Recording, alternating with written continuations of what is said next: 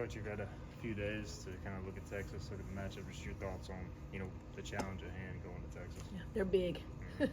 They're really, really big. I mean, they have unbelievable rotation of post players that are 6'3" and above. They're physical, they're athletic. They really get after on the offensive boards. That's our biggest concern, is being able to box them out and limit them to one shot. They got some guards that can shoot it. Obviously, they get after it defensively just as we do. So it's gonna be a challenge, but it's gonna be a good challenge. Can you compare them to anybody y'all face this year, or is it just tough to do that? I think it's a variety. I think defensively, they're very similar to Houston. They're out in the passing lanes. They'll pick us up full court man. I think as far as a post presence, I think it would probably have to be like a Wichita State, with Colbert and Ascende, but they just keep throwing them at you. I looked at their roster. I think they got more post players than they do guards. After the whirlwind that was this weekend, and what's it like been getting back to practice and getting back to work? Yeah, so yesterday it was, we were a little rusty. We hadn't been on the court since Thursday night, and just tired, sore, over the last 3 days. So yesterday was about knocking the rust off, just trying to get up and down the floor a little bit, get some shots up, getting some layups going.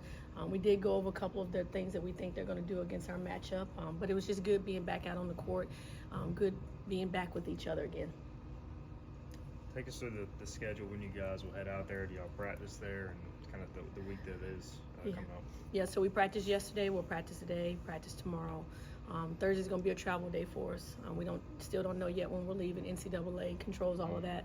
And so we'll, take off Thursday, get there and do a practice there on Friday, and then play late Saturday night again.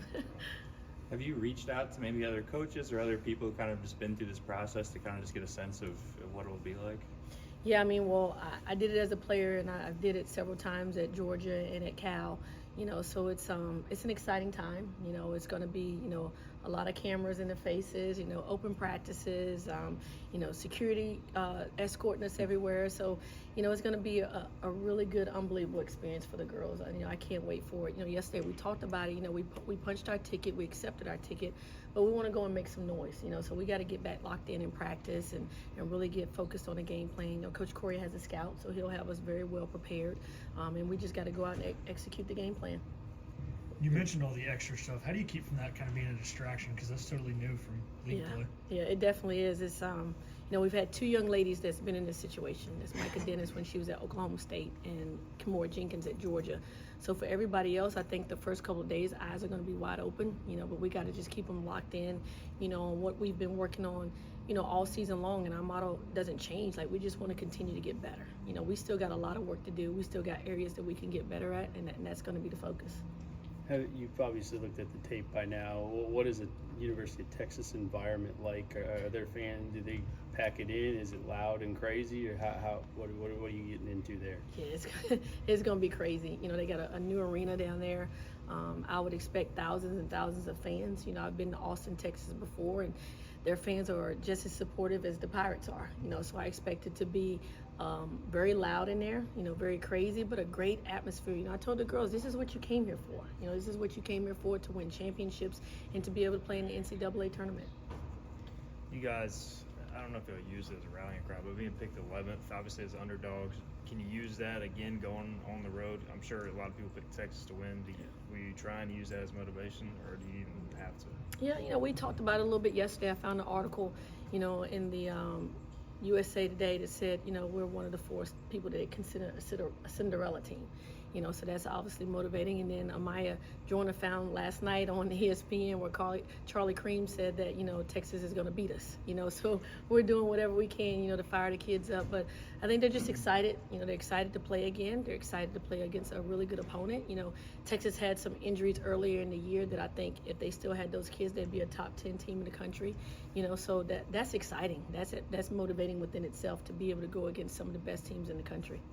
You guys had a bunch of time off before the tournament, and now you got, I guess about a week or even more this time too. Did you learn anything during that break that can help this time around? Yeah, I tell you what we did during that break was we did a lot of special situations. We do about maybe an hour of practice and then spend the last 30 minutes of just breaking down. There's 3 minutes left to go, tie game, 8 seconds left to go, we're down 1, just a lot of different scenarios. And I really think that helped us.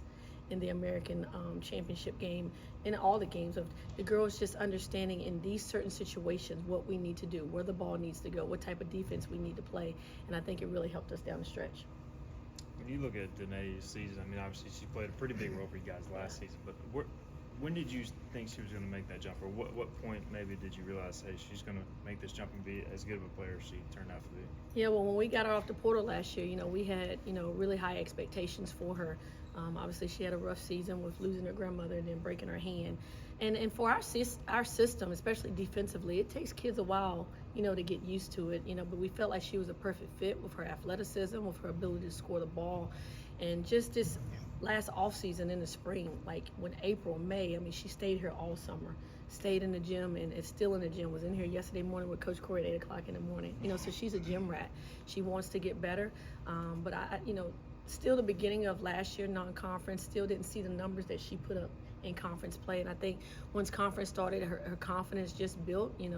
Obviously the coaching staff has a lot of confidence in her, and her teammates do too. But, for me, I always tell her, like, be a complete player. Like, you can affect the game in so many different ways, as you saw in the conference tournament. Tulane was face guarding her. She kind of struggled against Houston. And my thing to her is, you can rebound the ball, you can defend. If your offensive game isn't going, you can give us a whole lot of other things, and she definitely can be a complete player. And she has an extra year left. Yep. Do you know if she's coming back, or is that kind of a postseason thing y'all talk about? Now, she told us back in November she's coming back, All right. so we're excited about that. Coach, you talked about this job. When you took this job over here, you talked about wanting to bring positive attention, and here you are right now. How's it making you feel to see the positive attention you're getting?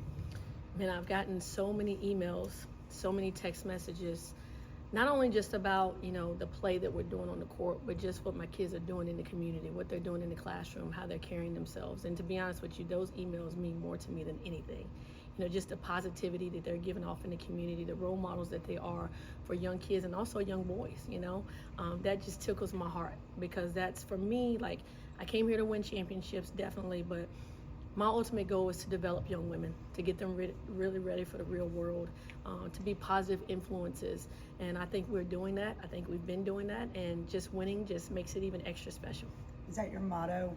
Go along with family? Is that kind of where it all stems from? Definitely. I mean, we talk about, life all the time. We talk about, when you leave here, we talk about developing relationships. We talk about learning how to talk to people, how to communicate to people.